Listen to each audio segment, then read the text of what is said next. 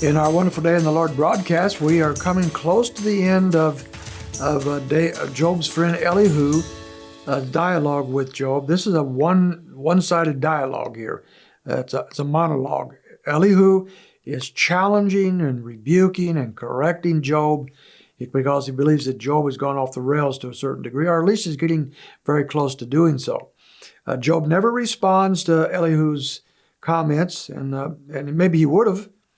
I don't know, but God jumps in before Job has a chance. But nevertheless, this is a one-sided discussion. And maybe Job wouldn't have had much to say because Elihu is much more on target biblically than the others are, although not perfectly. But we're looking at chapter 36 still, and he is exalting God. He wants Job to exalt God, not to challenge God. That's a good point. To exalt God is our goal, to glorify God with our lives. That's what we are created to do. That's why God has saved us. And so we are to be doing that, and in doing that, we praise Him with our words and with our lives, and we exalt Him. Job really wasn't doing that. Job had come to the place where he was at odds with God, and he was arguing with God rather than exalting God. So Elihu wants to lift up the Lord. And we see in chapter 36, verse 22, "Behold, God is exalted in His power. Who is a teacher like Him? Who has appointed Him His way? And who has said, you have done wrong?" God must be exalted because of His power and because He cannot do wrong. He never sins. And who is Job to try to accuse God of such things? Then he goes on and gets more particular in verse 24, that God should be exalted. He said, "Remember that you should exalt His work for which men have sung." Now remember, Job, what you're supposed to be doing.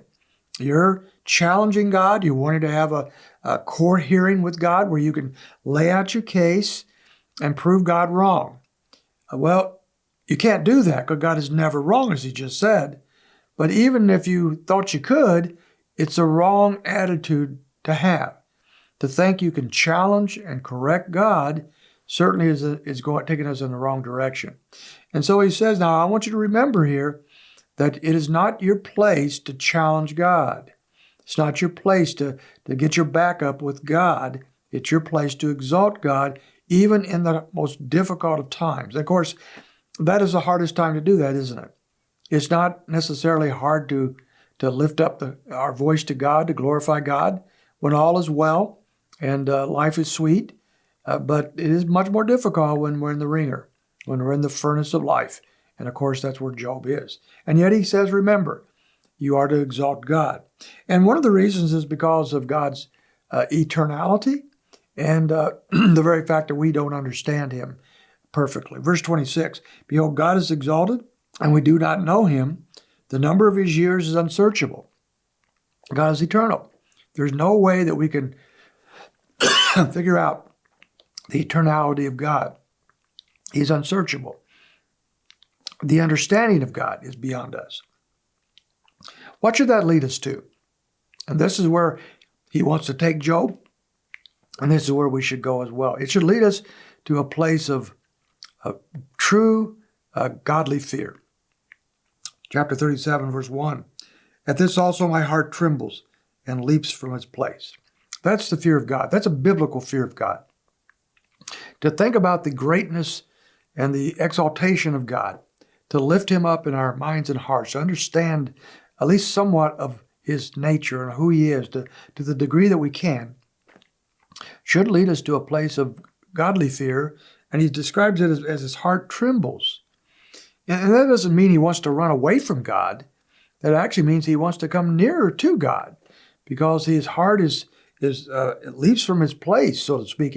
It's just overflowing with his understanding of the nature and the goodness and the greatness of God. That's the way it ought to be. That's what Job is missing. Elihu is pointing out very clearly, Job, you've missed the point.